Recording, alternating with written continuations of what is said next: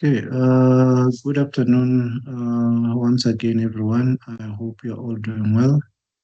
Can you please just give me thumbs up if I am audible?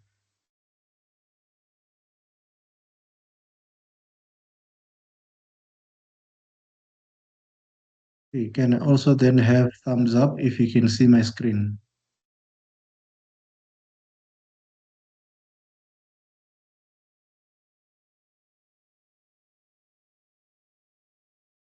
Okay, thank you very much. So today's lesson it's the last chapter of the book. However, we're not going to be covering everything that is on the chapter.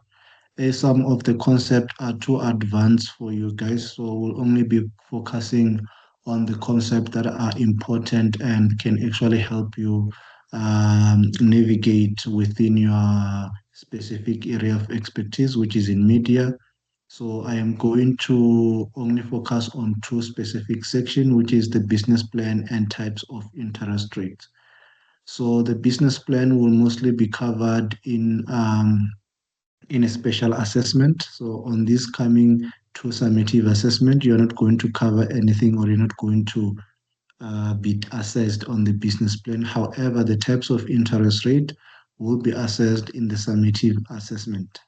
So I'll just cover everything so that in future, if you ever come across a situation where you have to write the special assessment for you to be able to graduate for this module, then you will need to have a full background of business plan. And also, if you decide to go and start up your own business, so you also have an idea of what is expected for you to, what is this that is supposed to be within your business plan for you to be able to receive funding or to be receive grants if you are going to apply for grants. Okay, if you want to know how to draft a business plan step by step, this is a YouTube video. This will help you understand how to draft a business plan step by step, which I'm also going to give you an overview of the most important um, topics or subtopics that are supposed to be within your business plan and why is a business plan very much important if you have got your own company. So these are the learning outcomes for today's lesson. So by the end of the lesson, you should be able to identify, gather, and analyze relevant information needed to compile a business plan for a new venture. Or if you already have got an existing business, so it is very much important that you draft a business plan that you will use for further future capital requirement. If you're going to need capital in the future, people will want to see your business plan to be able to see if this business have got potential to actually thrive or if there is no potential at all. So your business plan always identify the way in which the business will be run as well as its objective, what the business wants, what did you create this business for, what are the goals that you want to achieve by running this business. So all of those things are within the business plan. So looking at the first learning outcome, the purpose will also cover being able to understand the purpose of importance of a business plan and discussing the terminologies, the different element of successful business plan, information on the resource needed and procedure to be followed to achieve a business plan, and the industry specific and legal requirement for own venture are identified and explained in terms of how they will affect the company. After that, we're also going to have the following learning outcomes, being able to understand what is interest rate, being able to calculate simple and compounding interest rate, understanding the difference between simple and interest rate, and understanding the concept of time value of money, which I am going to start by explaining it before we look into interest rates. Okay, let's look at a business plan and understand what a business plan is. So here over here it says that a business plan is a document that describes an organization current status, plans for several years into the future. So to summarize or to redefine what a business plan is, I would say that this is a document that set the guideline of how the company is going to be operated and how the funds are going to be allocated or acquired by the company, as well as the objective of what the company plans to achieve in the future. So that is what a business plan is. So it tells us how the company is currently being operated, what is the purpose of this company, how do you plan to raise capital? How do you plan to achieve your objective? Or what are the company's objective? And then what are other goals or what are other procedure and process you're going to follow to achieve your company's objective? So that is what a business plan is. So it continued to say that the business plan generally projects future opportunities for organization and maps the financial operation marketing organizational strategy that will enable organization to achieve its goals. So through a business plan, one can also be able to identify the strategic plan of the company to say that this is the plan they plan to, this is how they are planning to actually achieve their goals. So this is the strategy they are going to play. So they are going to be using the following type of marketing strategy. They are going to be using the following type of operation or production so that they can minimize costs. So all of those things, um, you get to see them through a business plan. So the last bullet says that the business goal being attempted may be for profit or non-profit. So when you register a company, it's either you're registering a company as a profit company or as a non-profit company. So if it's a non-profit company, its aim will be mostly to help or touch as many lives within the community in which the business operate. So this means that you are trying to reach a larger target in if you are running a non-profit, but if you are running a profit, your main goal will be to either be a number one leader in the market, the number one company that have got the high best quality product, by while doing so also maximizing the owner's investment in the business. So that is what a business plan is. So the purpose and importance of the business plan are listed below. So we're going to start by looking at the three primary function of a business plan. What does the business plan serve as? So as based on my definition, you will have picked up that a business plan will serve as an action plan in terms of how the company is going to be operated and how the controls are going to be placed within the business so that there are procedures, laws, as well as regulation that are going to govern the company. So it serves as an action plan. Another one is that it serves as a business, as a strategic plan. So strategic plan meaning that it will also indicate the vision and mission of the company in terms of what they need to achieve or at the end of the day by actually running this company. What is the mission vision and what are the corporate value in terms of trying to achieve this? So all of these will be found through a business plan or it also serves as a strategic plan. And then it also serves as a sales tool in terms of trying to maximize revenue. So this means that maximize profit. This means that we'll have to first maximize sales. So this means that it will set up as a tool that will guide us towards how can we achieve higher sales margin so that we can be able to achieve higher profit margin. But achieving higher sales margin doesn't mean that you will achieve higher profit margin. So you also need to minimize your expenses for you to be able to achieve higher profit margin because you can achieve higher sales margin, but you find that for you to be able to achieve that, you have already incurred a lot of expenses on your way towards achieving that. So, which means that at the end, your profit margin will also be low.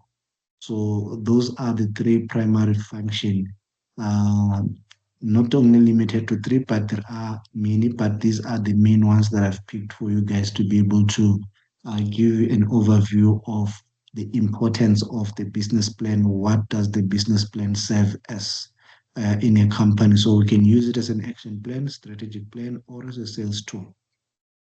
So one other thing is you first need to ask yourself, what is the purpose of this plan? So when you're drafting a business plan, if you're going to be drafting a business plan as an operational guide, so this means that it's going to serve as an action plan and then as well as a strategic plan. But if you're going to draft a business plan as a financing proposal.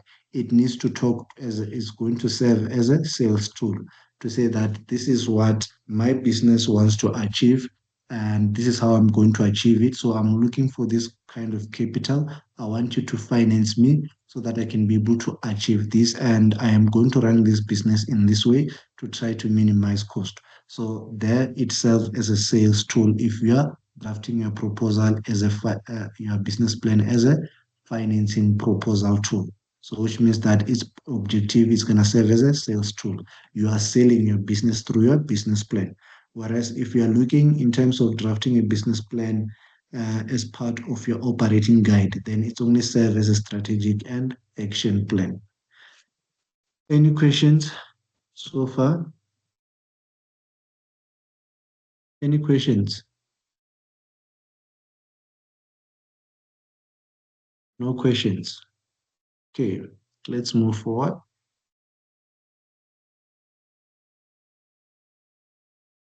This then brings us now to the content of a business plan.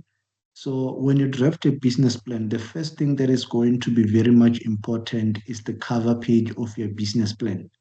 So you will need a cover page that represents the company name as well as the logo on the outside, so that every person who gets to want to look into a business plan can get to be attracted by the logo as well as the name of the business as well as the motto.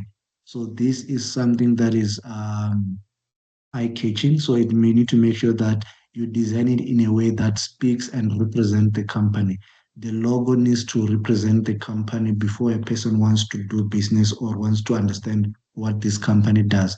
They need to be attracted through by just the physical, through by just the look of your presentation. And then after the cover page, we're going to have the title page. The title page also can also be used to serve as a cover page. So it's gonna have the legal information of the business, which is the business name, the registration name of the company, as well as the physical address, contact details of the company, and the logo, as well as the slogan of the company will also be within the title page if you are replacing the cover page with a title page. And then after that, the second page will have to be the executive summary, which the executive summary will therefore be representing or summarizing how the business is going to be run and who's going to be running the business. So this is mostly a page and a half in most companies, but you can make it even lesser than a page, or the max can be 2 pages. So once the executive summary is completed, you are then going to then give an industry overview. In which industry does your company operate in, and why did you choose to operate in that industry? So you give an overview of the industry in which the company operates in. How does your business, how can we be able to distinguish your business from the competitors within the industry that you operate in? If you know your current position in your current industry that you operate in or market, you can also explain that we are the second best seller within the market, or you are the second, or you're just an um, imaging company. You are trying to build up your brand, and there has been recognition of your brand. So you give that overview under the industry overview of your business plan. After that, it then brings us to marketing and competition analysis. So marketing analysis, explain who you are planning to offer your product to or who you are already offering your product to, and how do you plan for these people to reach you or for you to reach them. So that is going to be explained in your market analysis. Who are your target market? How do you plan for your target market to reach you or for you to reach your target market? And then we're going to also take about competition analysis. So So those are other things that will also be factored in while you prepare the section of market analysis and competition. From there, we then have what we call sales and marketing plan. So with the sales and marketing plan, it talks about the pricing strategy that you're going to use to price your product. In which way are you going to promote your product and price your product and distribute it to the customers. So are you going to be using e-commerce? Is your business online? Or you're going to be using e-commerce as well as a physical store where customer can walk in and buy the product? And how do you plan to distribute the one that are being sold under your e-commerce? So those are the things that you need to include, because the person who's going to be reading through your business plan or using your business plan needs to have a clear picture of how your business is going to operate or how your business is going to make money. From there, we then have what we call management plan. So management plan provides the structure of the business, who's the CEO, who's the COO, who's the CFO, and who are going to be the line manager. What is your hiring process? What is the structure of your remuneration in terms of paying off people within those specific field? What type of expertise will your company require, or does your company need for it to be able to be successful? Who are the people who possess those skills? How are you going to structure them and allocate them work? So that's management plan under your business plan. After that, we then have an operating plan. So an operating plan will detail the way in which the business will be fully run in terms of if you are running a broadcasting company, it will detail what are the equipments that are going to be required, the inventory that is going to be required, the number of staff that are going to be required for production, the hours that are going to be used for production for a specific project.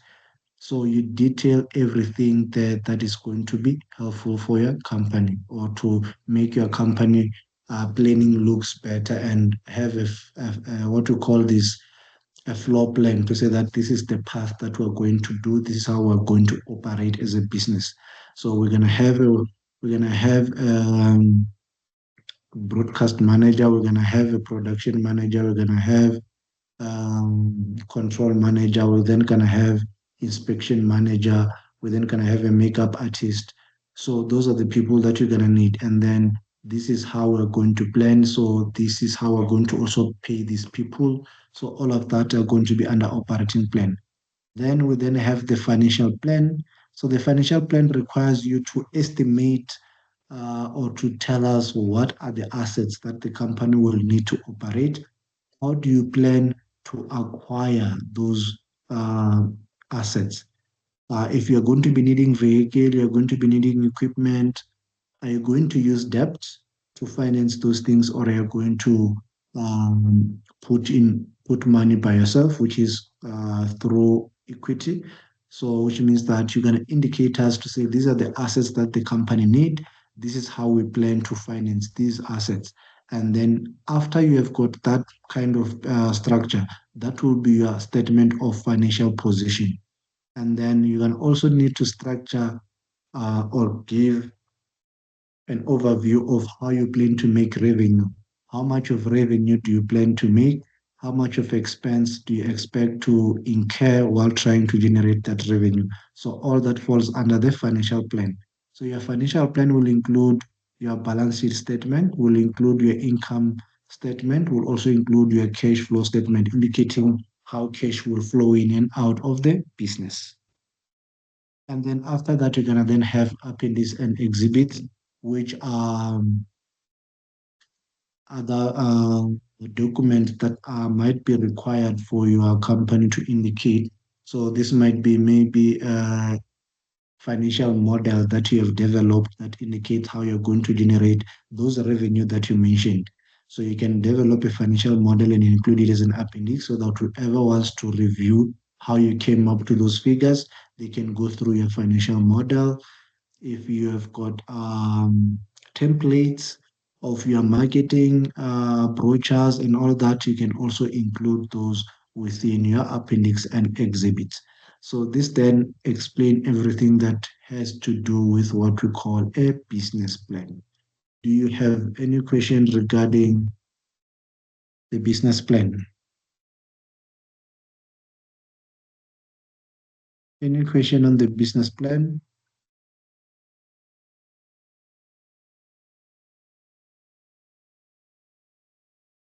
Okay, if there are no questions, thank you very much for the thumbs up. This then allows us now to move towards the next concept.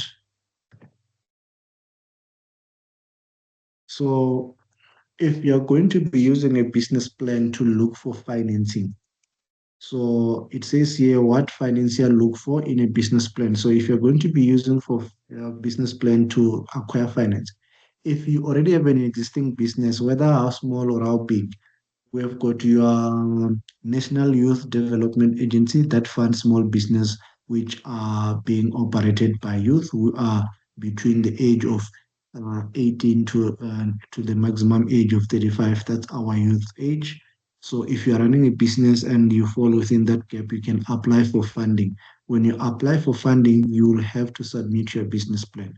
And these are the things that they will be looking for within your business plan. Who is asking for money within the business? Uh, why is your business looking for money? And then how much money is your company actually requesting? That's what those people will be looking for. Whether you go to the bank to look for money or you go to, so those are the things that they will assess. What is the money needed for? Your business plan is, they will look at your operational plan, look at your financial plan, and then also look at your market analysis um, and as well as your target market. Is it feasible for this to actually happen? So that's what they will be assessing. And then again, how will the funds benefit the business?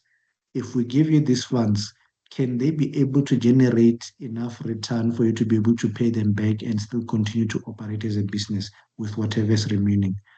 And then again, how will the funds be repaid? Are you going to pay them as a lump sum or are you going to be making monthly contribution? What does the loan, why does the loan or investment make sense? Do you want us to invest in your business or do you want us to loan you money? Which one is it and how does it make sense? If you want a loan, you'll indicate that you do not want to dilute your ownership in the business. You want to remain the sole owner of the business, and then hence you want a loan. If you feel like you need a partner, then you can make sure that you explain that I'm looking for an investor, so that's going to be an investment. So you own a specific portion in my business. I will give you this much portion. So which means that when the business turn around, you get to also benefit from receiving a share of profits while the business continue to operate, as well as to secure your investment. You can be able to make decision on how the funds you provided, you want us to actually use them within the business. So these are the questions that people who lend money to businesses will actually be looking for. So they'll be trying to answer these questions. Once they can be able to answer this question, all of them successfully without having any issue, they can then fund you the money without having any problem, knowing that they will be able to recover their capital. So that's everything that has to do with business plan. This then brings us to types of interest rate. So before I explain the types of interest rates, which are already here, I'm going to explain this concept called the time value of money concept. So I want you to pay attention and listen very carefully. So I'm going to try to be as slow as possible on this specific section so that we move on the same pace. So the time value of money concept, it's a concept where we believe that the money that you have today uh, will not be the same value of money that you will have in the future. To say that if you have got 1 rand today, the value of 1 rand today will be less than the value of 1 rand in the future, or be more than the value of 1 rand in the future. So that's what the time value of money concept is all about. We believe that if you have 100 rand today, the 100 rand that you hold today, in the next coming 6 or 7 months, the value of that 100 rand will not be the same. So which means that if you hold that 100 rand and do not invest it, that 100 rand that you already have and you keep it for 7 months, it will not buy the same thing that you could have bought in today's value of that 100 rand. To give you a simplest example, if you look back at um, 20, let's look at 20, we're in 2015, so let's look at 2025, let's look at 2015. The 100 rand that you could have in 2015 could have bought a number, many things. But the 100 rand today cannot even buy as many things, can only even buy you four loaves. Whereas back then, at least the 100 rand could buy at least 10 to 15 loaves. But currently, it cannot even buy you uh, even four loaves of bread. So that's how money have depreciated over time. So that's the where the concept of time value of money comes in to say that the value of money that we have today will not be the same in the future. So we expect it to be lesser or more depending on the choice of the holder of the money. So if you decide to invest your money, then we expect the value of that 100 rand to grow to become or to be equivalent to the future value. And then if you are going to receive 100 rand in the future and you have got a choice to choose between whether you receive the 100 rand in the future or today.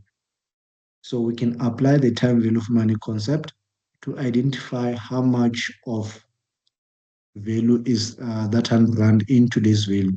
So that if the person has to give you the 100 rand today, they'll give you an amount that is equivalent to 100 rand that you'll receive in the future. Maybe in the future that 100 rand's value today is equivalent to 90 rand. So whatever 90 rand can buy today will be what 100 rand will buy in the future. So we have got specific financial mathematics formula that we use to be able to identify that, as well as putting and factoring in other stuff. So on part of this lesson, you are going to be dealing with interest rate, which in most cases, when you're running a business or when you're in a business, you're going to come across. So if you're an employee working in a media environment or you are either running a media company, you're gonna come across things such as interest rate. Even on our daily lives, when you invest, you want to earn interest rate. So there are two types of interest rate that can be earned or that can be charged: simple interest rate and compounding interest rate. So if you invest, you are charged interest rate. So you earn interest rate. If you borrow, you are charged interest rate. So with the simple interest rate, the simple interest rate is it's earned or charged on the capital amount borrowed or invested. If you invest 10,000, when you earn simple interest rate, they're going to be calculated on the 10,000 only and not on the interest that you already earned. And then if you borrowed money and then you borrowed 10,000 and they ask you that, they tell you that you are going to charge you 30% of the 10,000. So that is simple interest rate. When you go to your loan sharks and they tell you that uh, if you take 1,000, it comes back, every 100 rand comes back with 5 rand. So that's simple interest rate. So you're paying a fixed interest rate on the principal amount that you borrowed.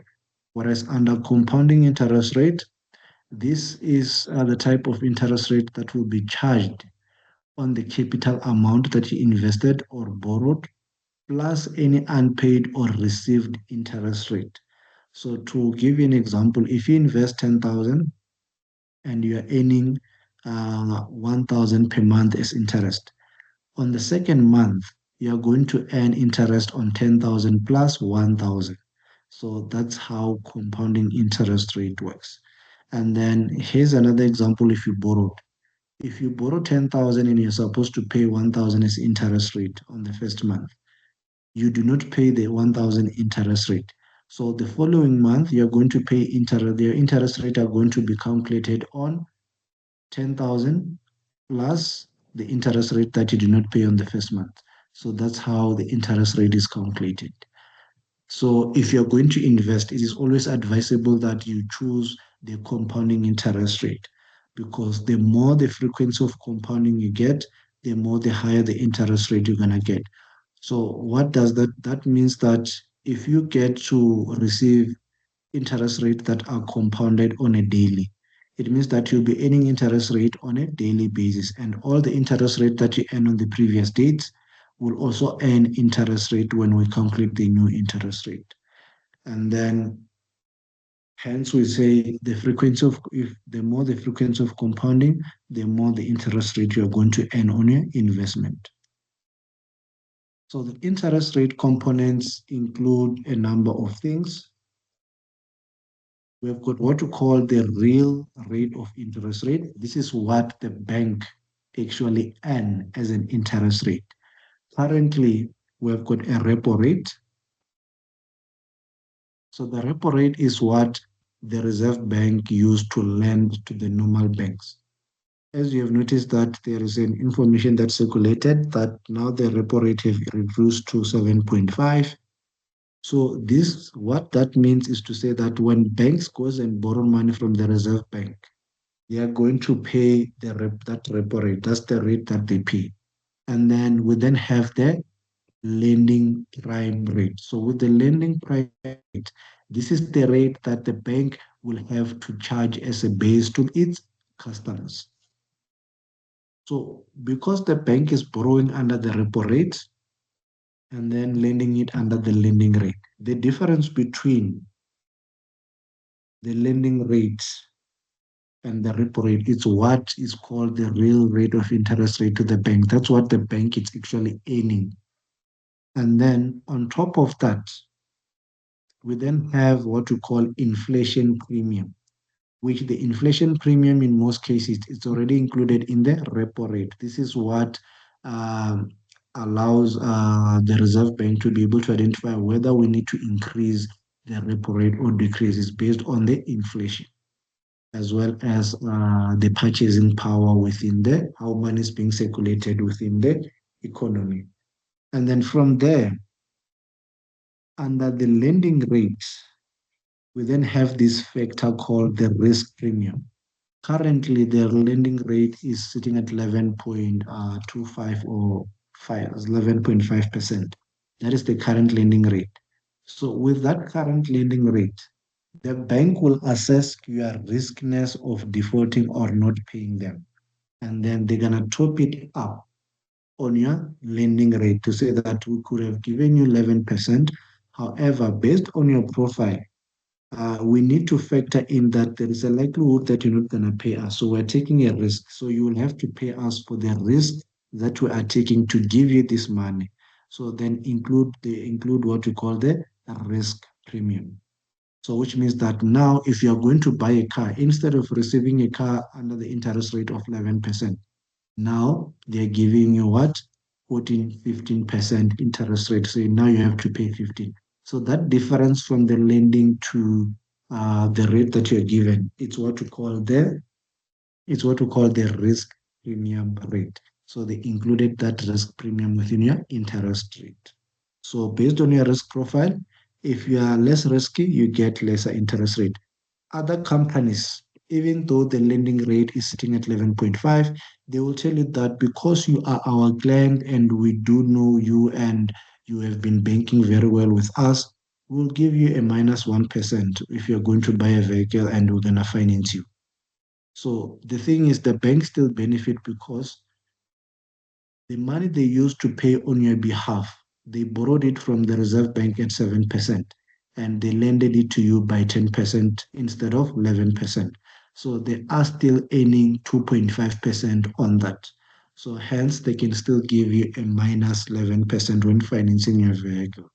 So that is how interest rate works. So this means that you do not have any risk for them. Hence they're giving you the vehicle on a minus, and they are even giving you on goodwill that you have been good to them. So we'll give it a lesser rate than what we actually lend it for. So to calculate simple interest rate, this formula is what is going to be applied. It's the principal amount, which is represented by P, multiplied by a rate, which is representing the R, representing the interest rate per year, multiplied by T, representing the time in years. So this means that if we invested 10,000 for 3 years at 5% per annum, that is going to be 10,000 multiplied by 5%, then multiplied by 3. So which means that 5% of that will therefore multiply by 3 will earn the same interest rate on an annually basis. So you will forgive me, today I forgot my writing pen. So I cannot be able to write on the screen. Hence you can see I'm struggling to write using a mouse. So I won't be able to write much. And then There are situations where you might find that you are trying to figure out a situation. What could be the right rate for me to be able to earn 20,000 if I invest 10,000? So this means that 20,000 will be your total future value, and then principal amount will be your 10,000. And then if it's 2 years' time, T will be 2 years, and therefore you will be looking for rate. So this means that we'll go back to that formula where we then end up doing what? Changing the subject of the formula. If you still remember this. So please look at example number C. It's very simple and straightforward to calculate this. It's not that much difficult. So this means that if we're looking for P, which is the principal, we're going to use the following formula: interest rate over R over T. If we're looking for time, how long should you invest your 10,000 for you to become 20,000 if you're going to earn 10% on an annually basis? So this is the method that we use. This is the formula that we use. And then the example that you need to do is example 8C. And then this then brings us to compounding interest rate. So however, you'll notice that since I do not have my pen, I am going to upload another two recordings for this specific section. This one, which is explaining the theoretical background, and then another one, which is explaining the calculation part, so that you understand the basic calculation of how to do this. But there are activities that we are going to do over here that I'm going to try to explain in the best way so that you can be able to understand how it's done. But before we move forward, any question on simple interest rate?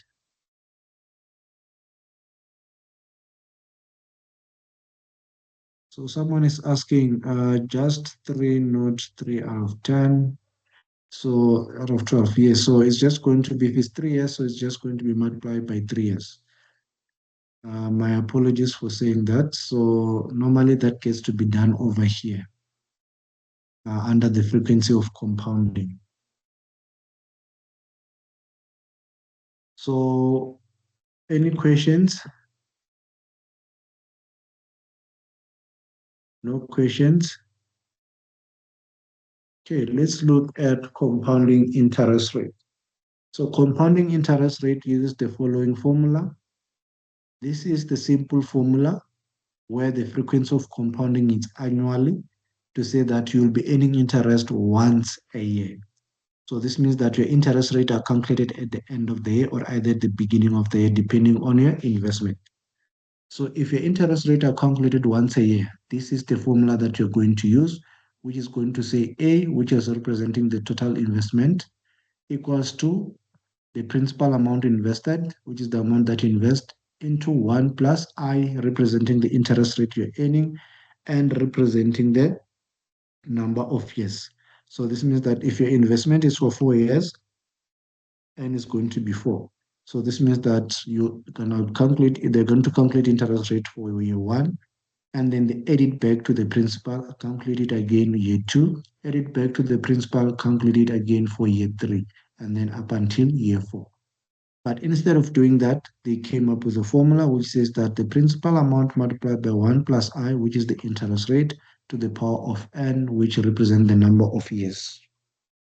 And then they continue to go and say that what if interest rate, this person choose he wants interest rate on a monthly basis? What happens?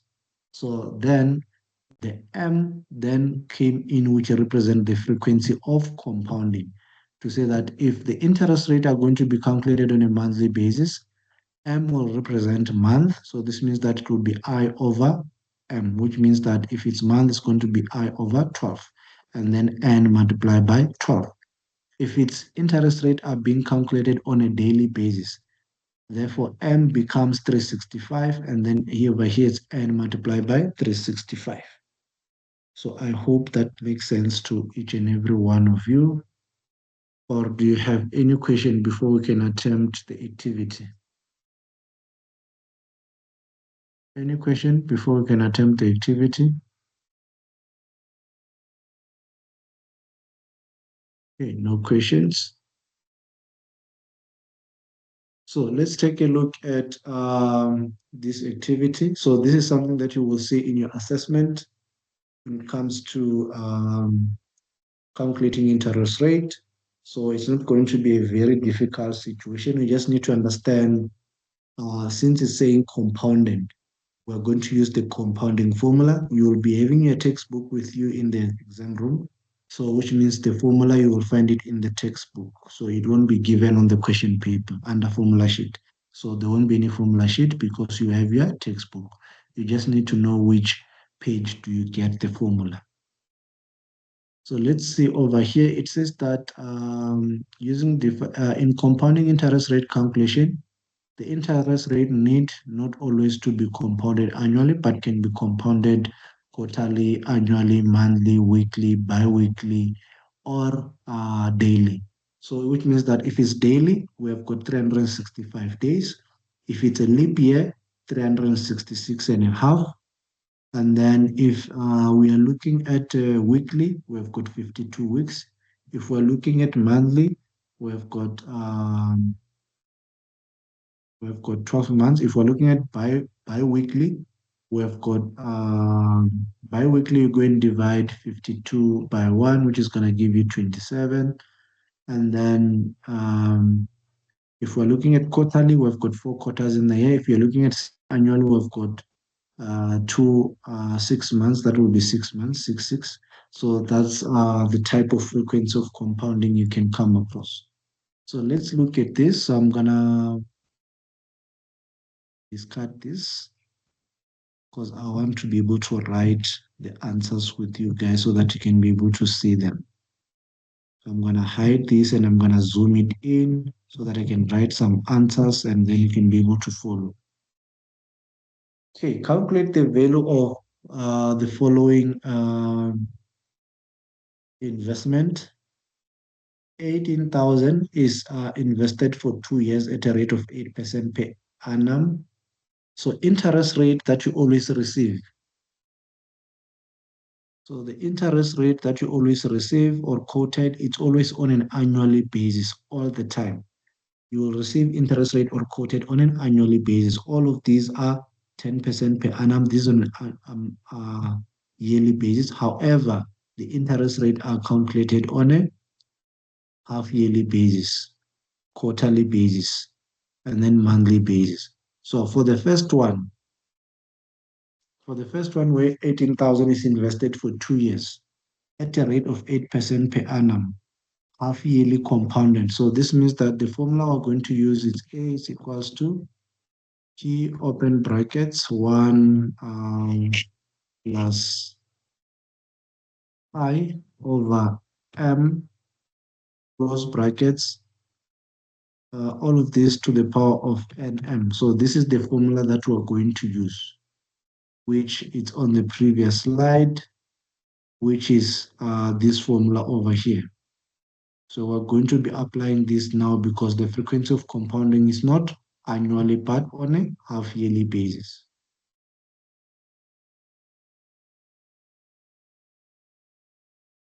So this means that when we replace this, we're going to have our principal amount being 18,000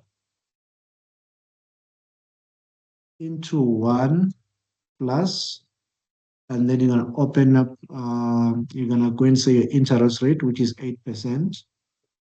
All of this will be divided by 2 because it's half yearly. Half yearly meaning that interest rate are calculated twice a year. So it means that it's going to be 8 divided by 2. And then we close the brackets. This is all to the power of 2, which is 2 years, which is our n. Then this n will be multiplied by the m, which is the frequency of compounding, which is 2. Then when you calculate this, you can use your scientific calculator to capture everything over here.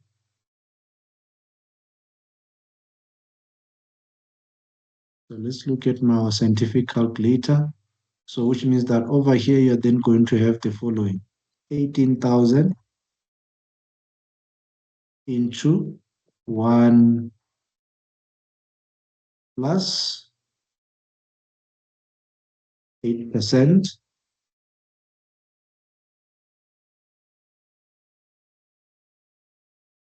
8% over 2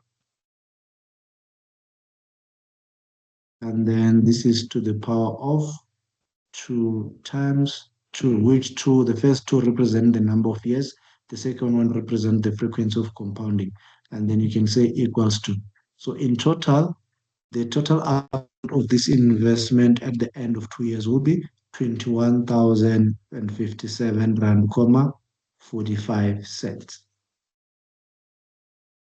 Do you have any questions?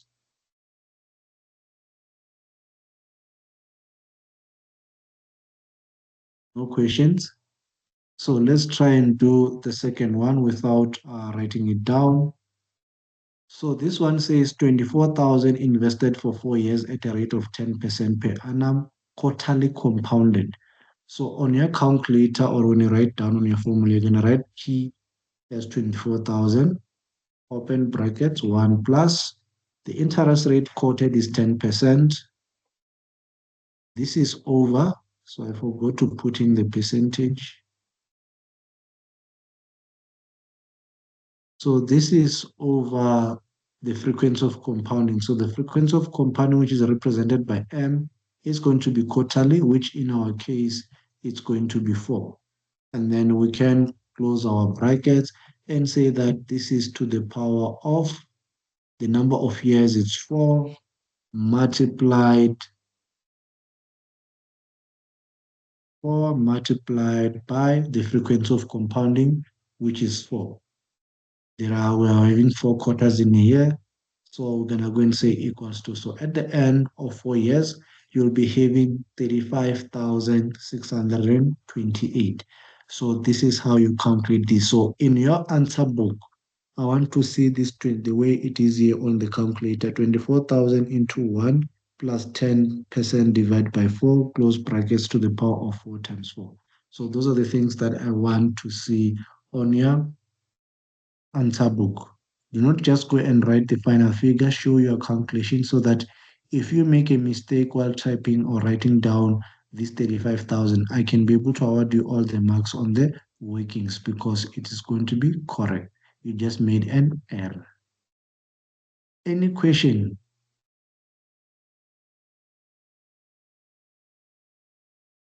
Any question?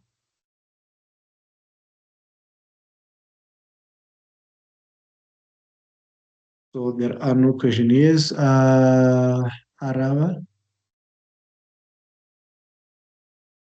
So this is gonna be in our test next week.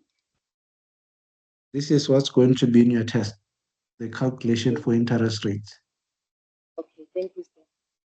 So you'll be required to be able to calculate the future value. So the question will be, what will be the future amount or what will be the total amount to be received in 2 years' time if 18,000 is invested for 8%? So if it says total amount, we are looking for that 21,000. If it says interest rate only, so this means this is what you're going to do. So if they ask you to calculate only the interest rate, that is going to be N, the amount of interest rate. So it means that for the first one, you're going to say 18,000 multiplied by 8 percent. So since it's semi-annually, so we're gonna go and say multiplied by 8%. This 8% have to be divided by 2.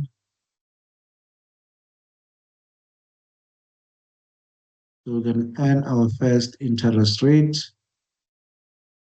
So I could just say 6%. So the first month, the first quarter of the first year, you're going to earn 720. So this means that when you calculate for the second time again, it's going to be 18,720 multiplied by 6%. Sorry, by 4%, I mean, not 6%. Because 8 divided by, it's 4%. So this is the new interest rate is going to be 748.8. So in total, annually, you have earned 8%, but the total interest rate that you have earned is going to be 720 plus 748.8. This is just for year one. These are interest rate that you earn on year one. So the first interest rate that you earn on the first month, they also earn interest when you calculate for the second time again. And also when you go to year two, on the first quarter of, on the first half of year two, you're also going to calculate interest rate. However, please note that the question will be similar to what are on your answer books, so on your textbook, which you will have to look through example number 8 and the activity that follows example number 8E. Then you'll be able to understand and be able to get to the right amount. The formulas will always be provided in the textbook. So this then brings us to the conclusion of today's lesson, which then talks about simple interest rate and compound interest rate. What is the difference between the two? The difference is that on the simple interest rate, you earn interest rate on the principal amount, whereas on the compounding interest rate, you earn interest rate on the interest that you already earned plus the principal amount. That's the difference between the two. Any questions? Any questions? Okay. If there are no questions, yes, Balu, I see your hand is up, or was it a mistake? Sorry, sir, that was a mistake. I wanted to react with the thumbs up. Okay, no problem. So this is what I'm going to require from you guys. Please go and prepare your assessment. So since you are here, the three of you, on this specific topic that we just covered, please exclude it when you're preparing for your next coming summative assessment, and then focus on the rest. So all the best, and we'll see you on the day you write.